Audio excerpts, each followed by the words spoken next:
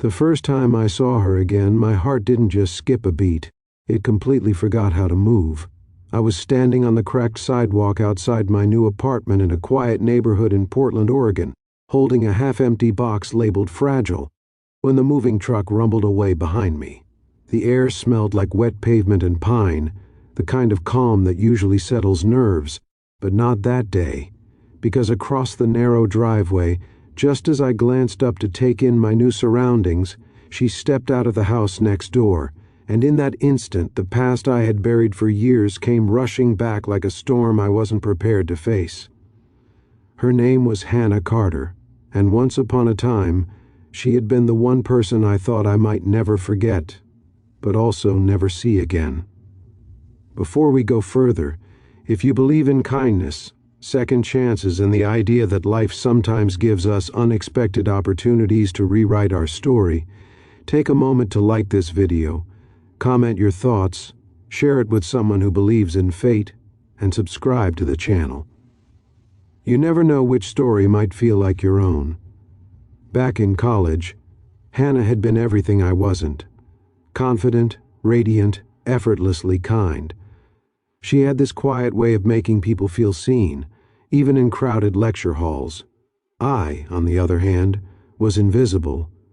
A scholarship kid juggling 2 part-time jobs, always tired, always rushing, always afraid that one wrong move would send everything crashing down. I remember the first time I noticed her. It wasn't because she was loud or attention-seeking.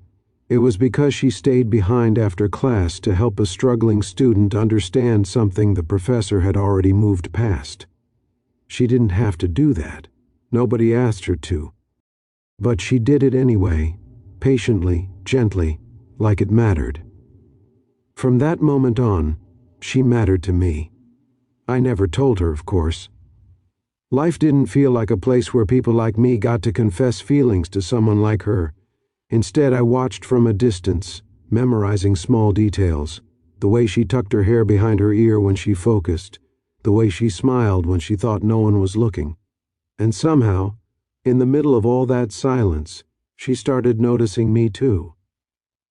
It began with small things, sharing notes, sitting next to me in class, asking how my day was going. For a while I let myself believe that maybe, just maybe, there was something there, something real, but then life reminded me of who I was. My father got sick during my final year.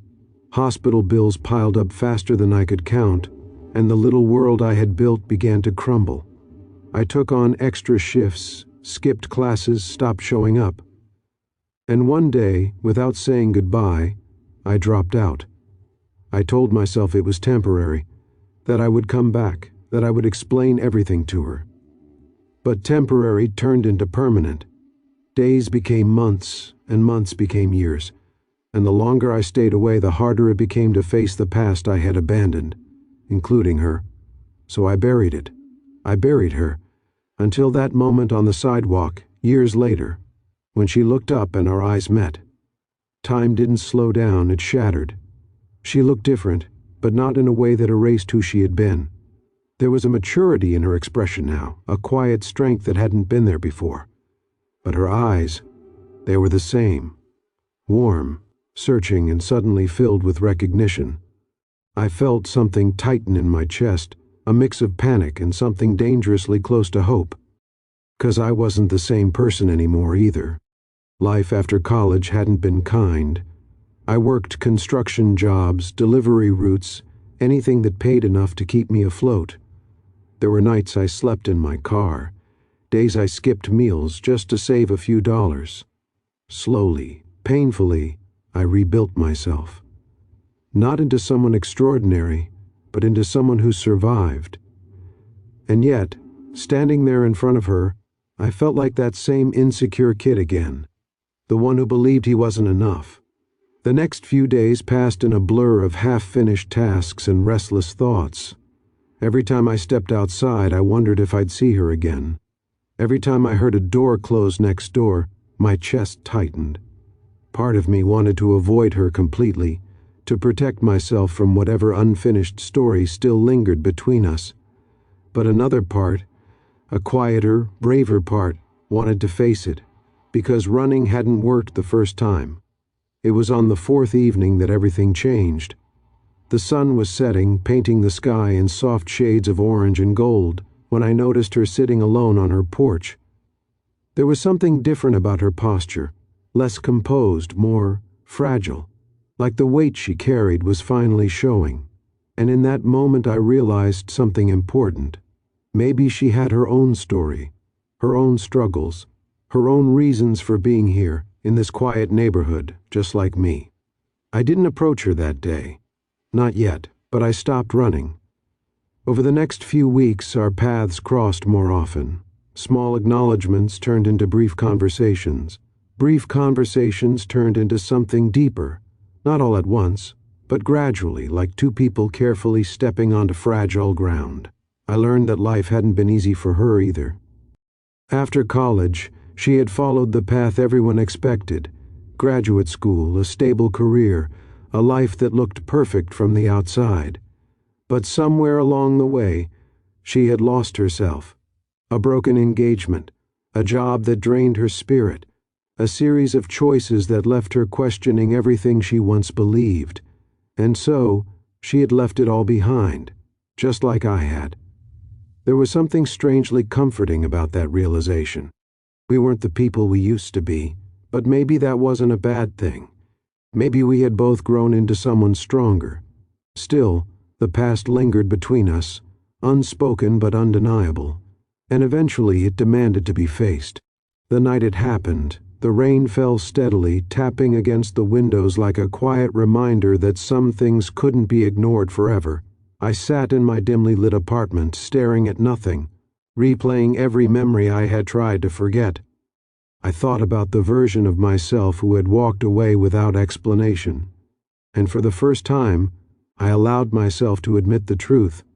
I hadn't just been afraid of my circumstances, I had been afraid of being seen and still not being enough. That realization hurt more than anything else, because it meant that the biggest obstacle in my life had never been money or opportunity or bad luck. It had been me. The next morning I made a decision. I couldn't change the past, but I could stop letting it control me. When I saw her later that day, standing by the mailbox, I didn't hesitate. I didn't overthink. I just walked up to her and let the truth exist between us. Raw, imperfect, but real. And something incredible happened. The world didn't fall apart. Instead, it felt like it finally made sense.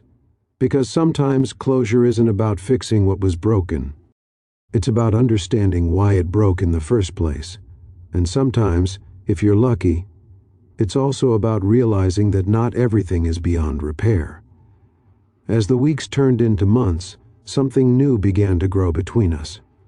Not the fragile, uncertain connection we once had, but something steadier, something built on honesty, shared struggles, and the understanding that neither of us was perfect.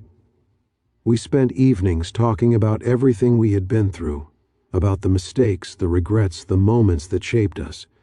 And in those conversations I found something I hadn't felt in a long time: peace. It wasn't about rewriting the past.